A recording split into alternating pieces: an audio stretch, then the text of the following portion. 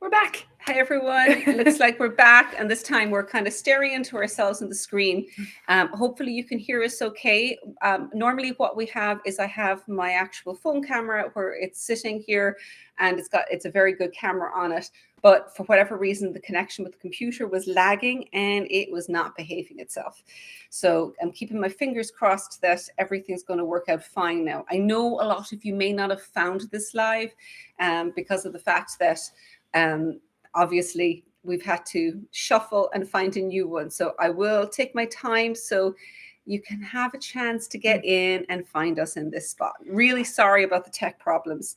I'm going to go see if I can find the live here as well. And do let us know if you can hear us well as well, because we kind of set up the microphone a bit of a different way. We just want to make sure that it's clear for everybody.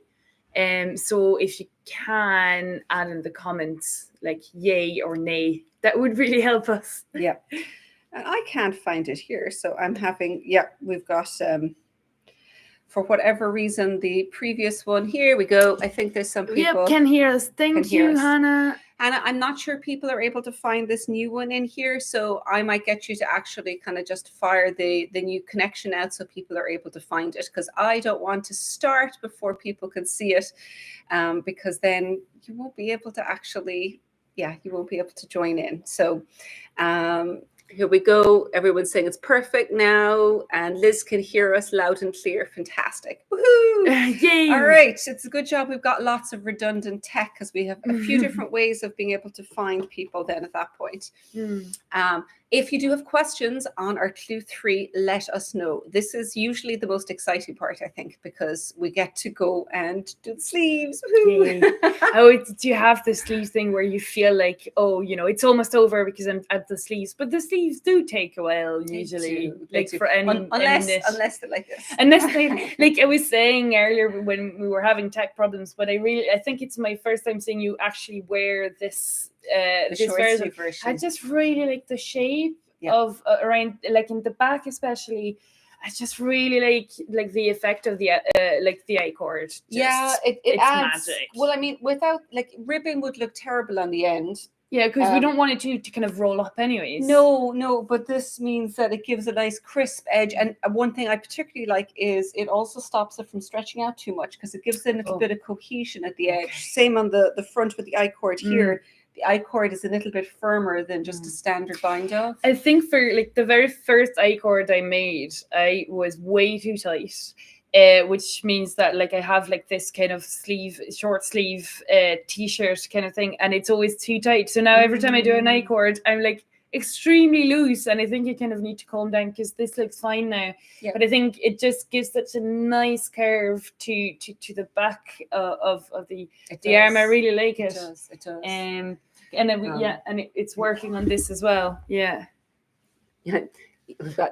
We're not in slow motion, which is always a bonus. Really great news. I don't think a lot of you found it yet, so I think that it may be recording where people are watching this again. So we'll try and preempt any possible questions that are coming up. So the sleeves top down, these ones you pick up starting at the middle of the underarm all the way around here, up back to the start of the underarm.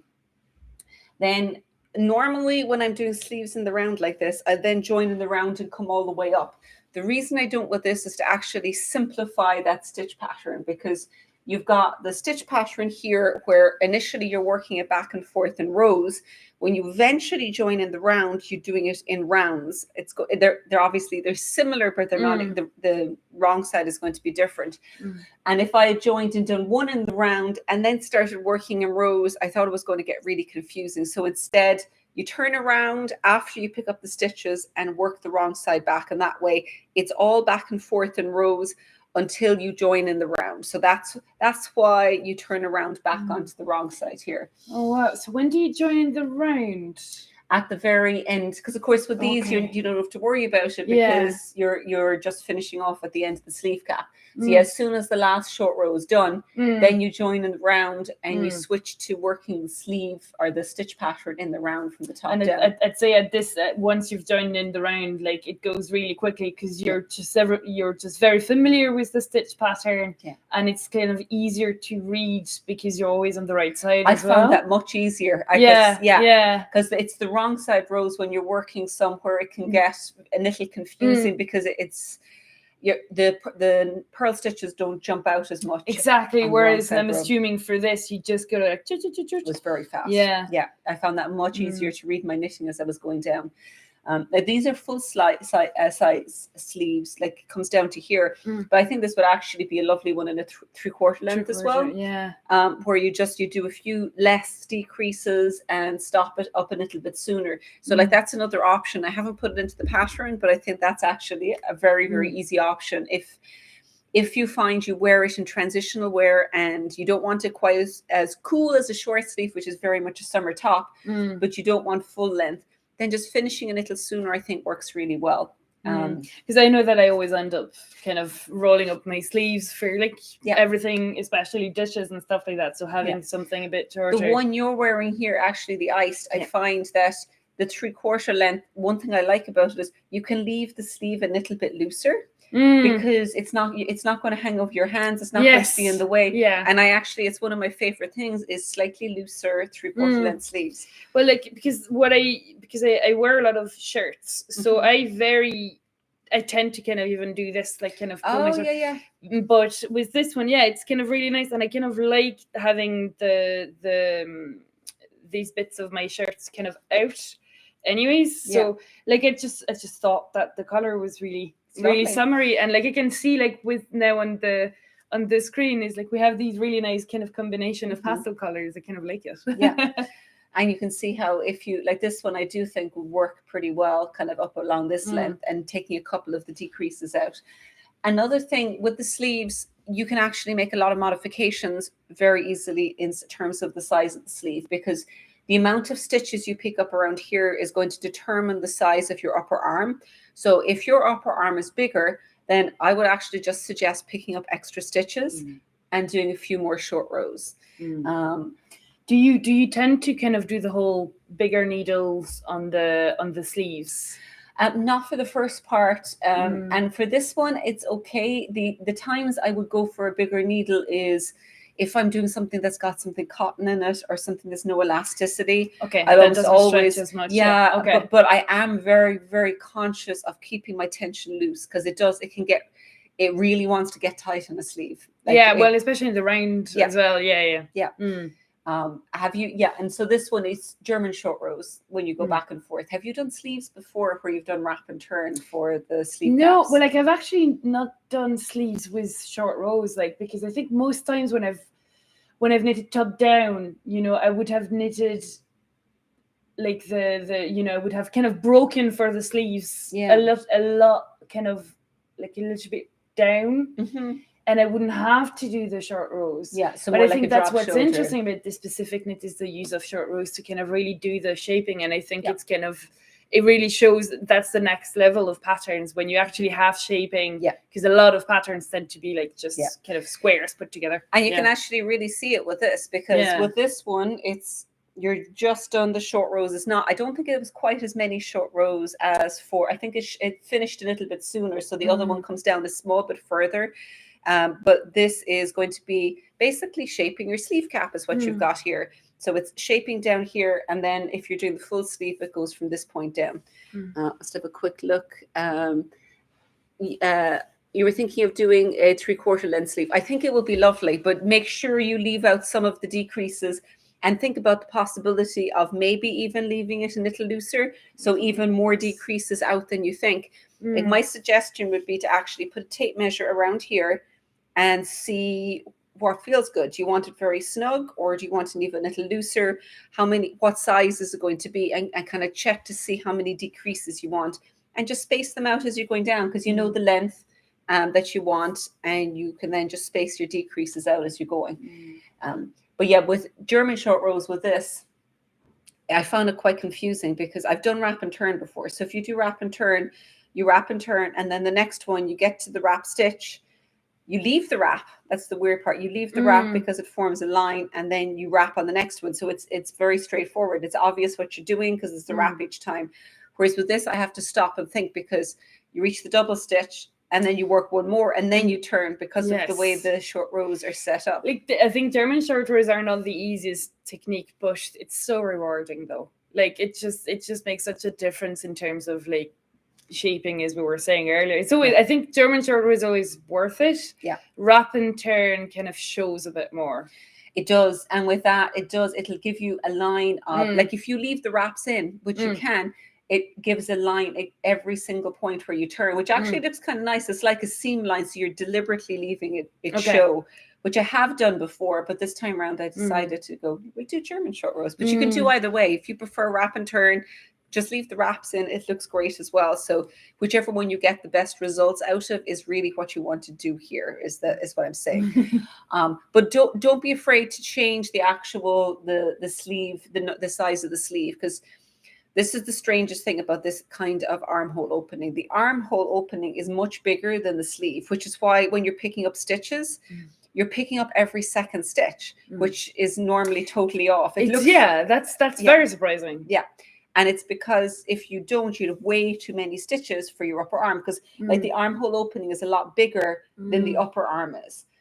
It's always a bit of it. Like, it's kind of nice that you have, like, you know, whenever I pick up stitches for sleeves, it's always like, do I do every other 3, every other 2? Do I alternate and blah, blah, blah? So when the pattern says like every other, I'm like, yay! It's much easier, isn't it? Yeah, it's figuring out like the ratio is always a bit of a thing. I always do like back of the envelope math. So like trying to figure out like, what's the formula? I need a formula for this to calculate. Like, and when I'm actually designing it, what I've ended up doing is like, I'll know how many stitches I want. And then I'm like, I think this is going to be every second. And I'll go. And what I do find doing is that it's almost every second. But then I might find, there's actually, there's a lot more space left. And I might do 2 for every 3 for a couple, trying to alternate it. So like there'll often be, it won't be exact. It'll often have to be tweaked to nittle. I would kill for like an actual formula. Like what's the math? We should ask like people that do applied math or something to have this kind of, you know, have this amount of stitches, this amount of rows. How well that would work for this one, and that one does for this. The armhole is different. That all rules are off, because what you're trying to do is different, is because you're picking up stitches that are for a different purpose. The only reason it doesn't pucker is because of the short rows. You do the short rows back and forth, adds all of that extra fabric in at the armhole so that it's not going to pucker. But there is a formula here for this one, because you can see how many rows you've got. And you know how many, how many stitches you've got. So those ones actually have a very specific formula. And the formula is very handy here. If you've added extra length, you know the formula. You know you've got to pick up an extra 2 stitches for, I think, I'm trying to remember. I think it was 2 for every 3 rows. I do not remember. It's in the pattern. It is in the pattern. But I think it was 2 stitches for every 3 rows. You can call me out as wrong if I'm incorrect on that. But I'm a huge fan of picking up buttonhole bands. I love it. It's a nice finish anyway. It just gives it. I just love that crisp effect as you pick them up. Yeah, and again with the I-cord in the end, like this is such an interesting pattern, and it's also like it must have been very technical to write. Yes, there was a lot of parts, and this as well, like the buttonholes are kind of towards the edge here, because you can see when it pulls back, it'll always pull over that way. So you could possibly even have another 2 rows of garter stitch along the edge here would still work just fine. It was because I'm just looking at it here. See the way this is kind of is stretching a small bit, because this has been pulled on and off a few times. An extra, but it's not due to size. I think a couple of extra rows of garter on the other side might help that a little bit. Like I often find it difficult to kind of make sure that my buttons are, well, for this one we knew, like sometimes the buttons, like you think, I'll just add buttons, but actually it takes a while and it takes precision to add the buttons properly. And as well, when because I don't mind this, because I think it's kind of one of the things when it's handmade and things like that. I really don't mind that. I would mind, if there was a hole, but there's really isn't. And it kind of, I think it kind of wraps the buttons nicely and kind of emphasize the buttons as well, because they're really, really nice. Well, I really like these as well. Have you done the short row technique, single row buttonholes, like I did in the pattern before? I think it's not your first time using it in No, a it's pattern. my- So I think I would have done it, but with your patterns. Yeah. That was the first time I was doing that. I was like, that's such a great solution for buttons. I It's love such it. an elegant solution. I really like it. Yeah. So anyone, if you're new to the short row buttonholes, I've actually got a very slight little modification that I've added in that I was working on through the pattern.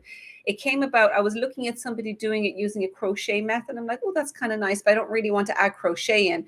But then I was trying to figure out how you could do that where it added in to it. So basically, when you're doing a short row buttonhole, you do the bind off in the bottom, you turn around, you do a crochet or a cable casting across the top, and the final button extra stitch, you lift over the next one. But when you're doing it with this particular one, it's when you've got the first stitch here, it can sometimes get a little stretched out where you start off the cable cast on. But the technique, what they were doing is you go pull as if you were doing to do a cable cast on, do an extra yarn over and lift it over, so it just adds that small bit of extra fabric on, and put that on. And it's tiny little extra, and it made a huge difference. So if you're in the teachable class, just check down through the video on the modification for the buttonhole to see what I did. And you may not have a problem with that, but it's something that I've had people ask me about before, how to avoid holes on each side. And I think the start of it is the place you're more likely to get it. Like being careful with how you pull the yarn helps, but this seems to really make a big difference. And I think that technique as well just makes it that bit kind of sturdier, because I'm always like, if I just do like one yarn over, I'm always like, it's always going to stretch and depending on the yarn and stuff. Whereas this, because every kind of stitch is knitted around the hole, it kind of makes it a lot like more durable, I find. I really like it. And also you can see here, this is where, for me, the V finished right here. For some of you, it might be a little bit higher, but that's where you want the top buttonhole. So that like as it comes in, as it joins together, that's where you're going to have the top buttonhole. So if you've got extra stitches here or less stitches, mark them off. Like I'm a big fan of putting in a stitch marker, a lockable stitch marker on your needles, every place you're going to have the buttonhole. So that if you've got extra stitches, you can make sure that you divide them out. If it doesn't divide out evenly, you might perhaps every second one have an extra stitch or less stitch. It's not I'm going definitely to be doing that next time. But like it's a bit like designing on the needles. It's like use the stitch markers to move it around. Check what it looks like when you've got the first one joined together here and put them all together and just, so put each of your markers in. And I know some people are putting in extra buttons. Maybe you're doing less. Maybe you want to have the top button down there. So put them in so you know exactly where they're going to be. I want to make sure I haven't. I love the sleeves. You like the short row sleeves. Thank you very much. Yeah, I'm a huge fan of short row sleeves. I add them to everything if I can. The other thing that you may have noticed with this as well is I've added at each side of the back of the neck, right here and here, there's a decrease. Oh, yes. Yes. And I had because I've done collars before, particularly ones garter stitch likes to spread out, right? Okay. But when and normally if you have the front of this and it's ribbing, it'll naturally pull in. You don't need this. With garter stitch, I kind of felt that just doing decreases, so as it comes up here, it sits a little bit better on the back of the neck. It means it's not going to stretch out. So once again, like we have really a lot of shaping to be very, especially for the summer version, to kind of be worn very close to the skin as well. That's again, I find that kind of really interesting for a knit, because again, like so many knits don't have these kind of small things to make sure that the shape really works for you. And like to make changes as well as you're going through. Like if you got to reach to this stage and you're like, oh, this is great, really loving it, and then as you're closing it, you realize it's a little bit snug. I'm like, I'm not so sure. This is actually a really easy place to add just a little bit of extra length. So if you made this 2 inches wide all the way around, once you keep doing those decreases across the back of the neck, it's actually going to work. I think it's going to work pretty well. Like it'll look a little different in the front, but it will at least fit you, which is very important, without you having to go back and redo the whole thing, which we don't want. But I think, like, what other, like, if you were making it, what kind of mods do you can you imagine would end up coming into it? Ooh, that's a good question. I think I'd probably add even a few more decreases, just kind of, especially again because I'm wearing loads of shirts. Yeah, to and keep so it it's so to keep it really snug underneath the collar of my shirt, for instance, like to have it like right now I can show to have something that really sits on the shirt. And also because like I slouch a bit naturally, so I kind of like to have something really, really snug, keeps you cozy. Yeah.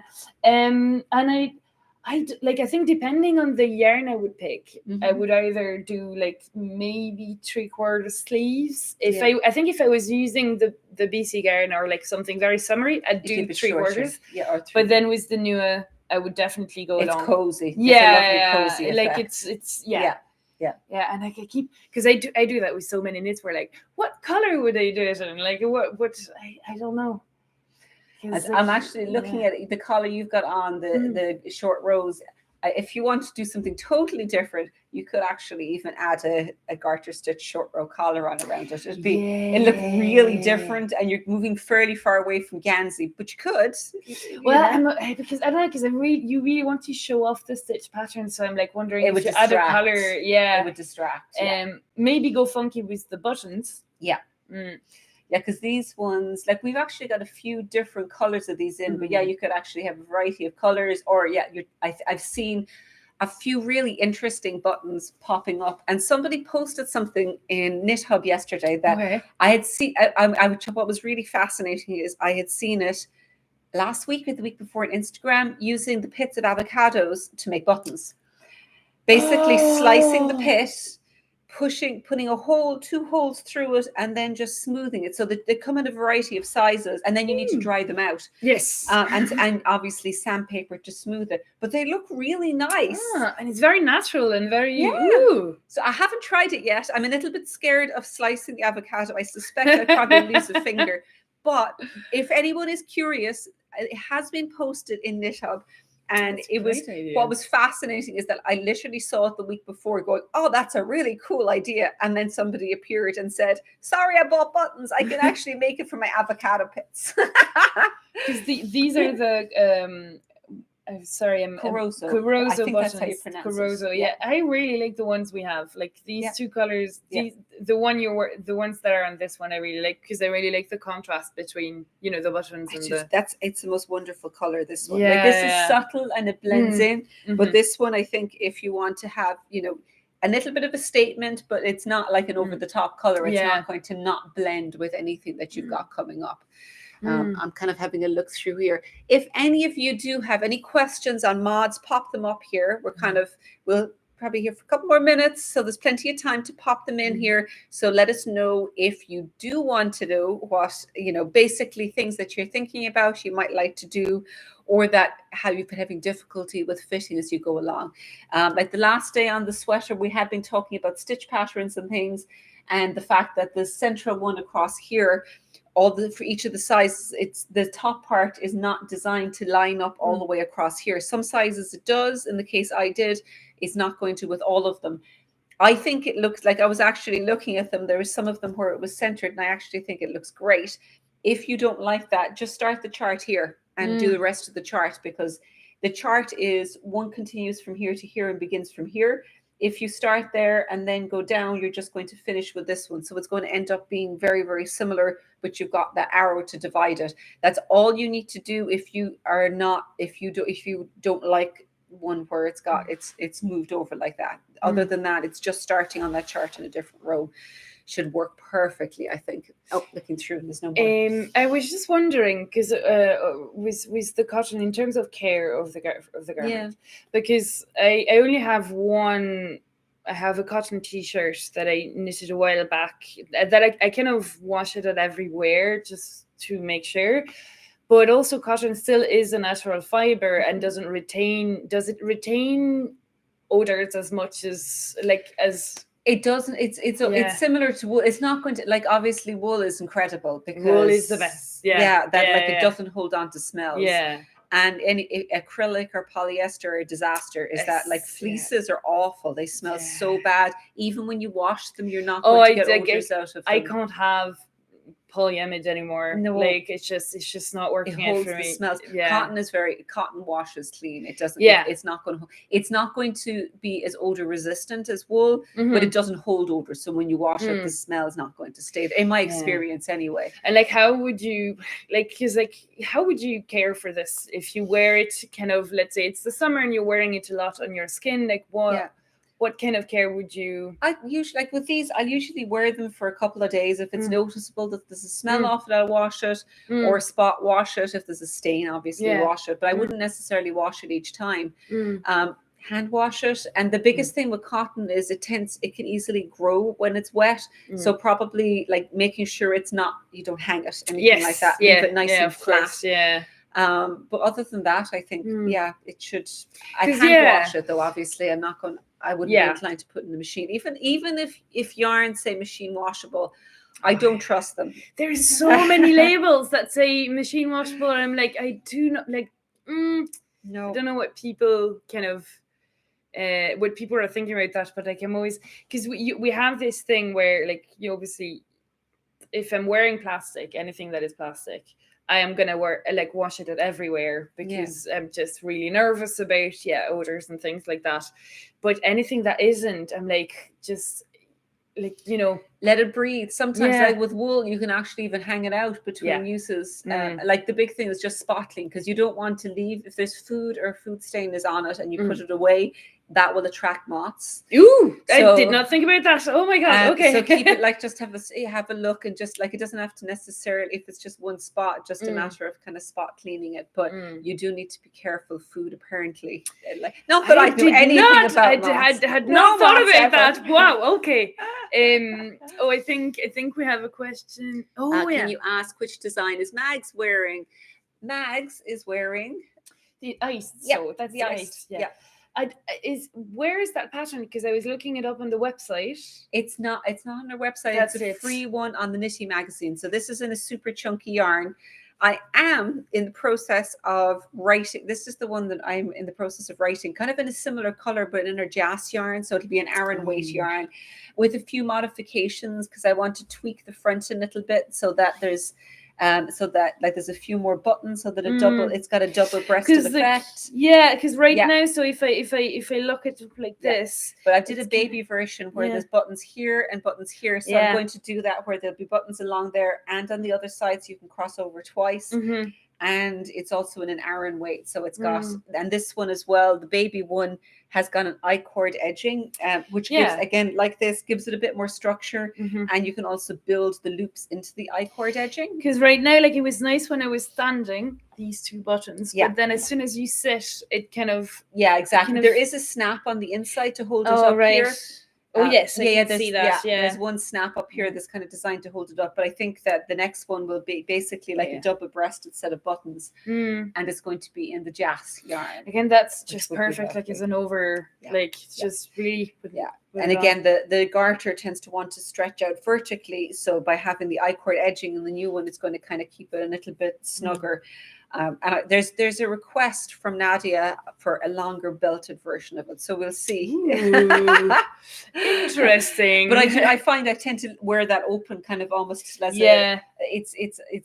for me it's an open kind of slung over. Well, I think with the kind of shawl collar kind of calls for that as well. Of like, I'm not sure. I'm not sure if this goes well with the shirt. Actually, I just really like the color. I was like the two. It's kind summery. of. I tend to go for a lot of limey colors. I think that it's like I want something bright and cheerful, and it's one I put on when I just like. I want a bright splash of color, particularly if I'm wearing blacks and grays and things. I'm looking. Ooh, Jas! You have all the colors. And I was just saying, she loves it and thinks that one toggle would do great. Yeah, I think so. Because this one originally is designed to be folded over double, but I'm looking forward to redesigning it. So if anyone has any ideas in terms of how you'd wear it or how you'd style it, throw them in now, because I'm literally working my way through it. I've just taken the sleeves off, and the actual front garter edges and short rows are all done at the last minute, so I can tweak and play with it as I'm going. Yeah, pockets. Yes, you're totally right. Pockets. It does need. This is one that would be really good with pockets. Yeah. Yeah. All right, pockets are a must. Yes, yeah, let's do pockets. Yeah. I also want pockets. Like they're always like if you add pockets, because I made something that was meant to have pockets, but it was 100% merino, and Yeah. it was not very structurally kind of very sturdy. Yeah. And I was like, oh, if I add pockets, I'm gonna put loads of stuff in the pockets, especially my phone, and it's just gonna kind of weigh it down. So I think Yeah. maybe with the sturdier, and I would be interested with the blaster. The blaster could take it. Yeah. The blaster can take everything. It's true. Go blaster. But yeah, I'm thinking maybe even not having double folded over, because the original had a full length of both that folded over the front. So if you had this where it was just a shorter fold over, you wouldn't need the double one. It would just go once over. Yeah, it's actually great seeing this up and getting some ideas throwing in, because I'm having fun knitting with it. And Jas, as anyone knows, in stockinette stitch flies off the needles. It really does. 2 days. I had the yoke done in 2 days in this, and while I was knitting other things, which is very cool. You've added pockets with sock yarn to give structure without bulk. Oh, that's a good idea. Very good idea. Oh my God, that's such a good idea. I like that idea. Thank you, Kathleen. Thank you. Yeah, great idea. Yeah. What's the name of the sweater? The sweater is called Iced. You're wondering about adding pockets to the Torc. You totally could. The way I would do it for something where it's not going to disrupt the stitch pattern, reach the point where you want to redo the pocket, put it on, put the stitches on waste yarn, cast on the new ones, and then you come back. And I'd probably put in and then the stitches that were at the front here, just an I-cord edging on the top of them, so that it creates a nice effect, or just casting on the other ones, so that it'll be really invisible. You won't be messing with the stitch pattern, and then you can just sew on behind. Would you do like an afterthought? You could do that as well. Yeah. So if you've got it on, let me stand up here. See where you put pockets. Yeah, if you see, afterthought is where you put it on afterwards, and you take the middle of the pocket, snip it, and then undo the stitches at each side, and then you've got stitches. One set you put behind, and the other one you bind off in the front. That is a little scarier, but if you know where you want to put it, because it's top down, you might be able to do it where you just take stitches off, cast stitches on across the front for the front of the pocket, and then cast on, or do some kind of a ribbing, or just plain, whatever you want. Would it be possible to kind of, so cut out a bit and then just pick up stitches and knit in the round? Would that work? To do an actual full sleeve? Yeah. You could, but then you're putting double layers behind, which I think might be a bit thick. You could, but that would be one where if you wanted to do it with sock yarn, so it wasn't going to be too thick. But like if you do a single layer and then you just sew it onto the back of it, it will have a nittle distortion, whereas the other one, you're basically saying like a hanging pouch in the back. Yeah, and I think the sock yarn for that could be a runner, because it will be very light. But I've never done that before. Okay, yeah, because I've never actually done pockets with knitting. I've never done that. No. Oh, we've totally. I've got to do another sample where she has pockets, just so you can try it out. And that's such a good idea for the sock yarn, for sure. Could the bands and sleeve bands be done in seed stitch? Absolutely. Yeah, if you wanted to do these in seed stitch, go for it. Just keep an eye on your gauge. I would suggest sometimes seed stitch can spread out a bit, so drop down a needle size for the seed stitch. Make sure that your gauge is going to be the same. You don't want it wider, because it'll flare out. If it is, and the needle size isn't doing it, you can maybe reduce a few stitches. Check the gauge you're getting here, and if it is wider, pick up less stitches around there, but it'll work fine. I would still do the decreases across the back of the neck to get yourself, a little bit of snugness up there as you're going through. And looking through the chat here, sock yarn works really well for that type of pocket. Yeah, I'd say it would. All right, watch for that coming out sometime soon. Camellia, never did pockets in her knitting, and curious how it's done. Okay, that's it. Because this is the year of pockets. The year of pockets is happening. And I'm also in the process of designing the autumn knit along, so maybe pockets for that too. What do you think? You get a vote. We have to vote. We're going to have pockets for the autumn. Yay. So, all right, so we've got pockets, maybe cowls, maybe So yeah, there's loads going on. I hope you're getting inspiration, so we get all of that. I am, and this is the time to get it when I'm still at the design idea stage, because I've got all of these free floating ideas. We've got lots of yeses for pockets. Okay. Oh, perfect. I promise you, we're going to have at least one version of the autumn knit along where I will have pockets. Maybe not on all of them, because there's a few variations that it won't necessarily work in, but I will put a pocket option in because I think it would be great. Yes. must be. If it's possible to have them big enough for a phone. Oh, I would worry about a phone that's going to be stretched all the way down. Okay, well. Big enough for tissue and stitch markers and maybe a ball of yarn. Okay, yeah, no, that's a better kind of, yes. There's lots and lots of positives for pockets. Okay. All right. I'm going to wind this up here now because I think that candies and stuff. Yeah, exactly. Chocolate. Small stuff, small little secret things. No phones, because you'll have your sweater down to your ankles. So we don't need to be encouraged to keep our phones with us anymore. However, chocolate and candy, that's a lot more important. I like it. I like that. But thank you all for joining me today and discovering this very accidental recording session. We will record it and put it up, so for anybody who's missed it and discovers it after the fact, you will not miss all of this discussion about autumn knitting, pockets, and there's actually been loads of ideas that I hadn't thought about in terms of mods here for all of our edging. And so I think I'm looking forward to seeing how everyone finishes this off. And thank you for joining me, and bye. Have a great end of the week, everyone. Bye.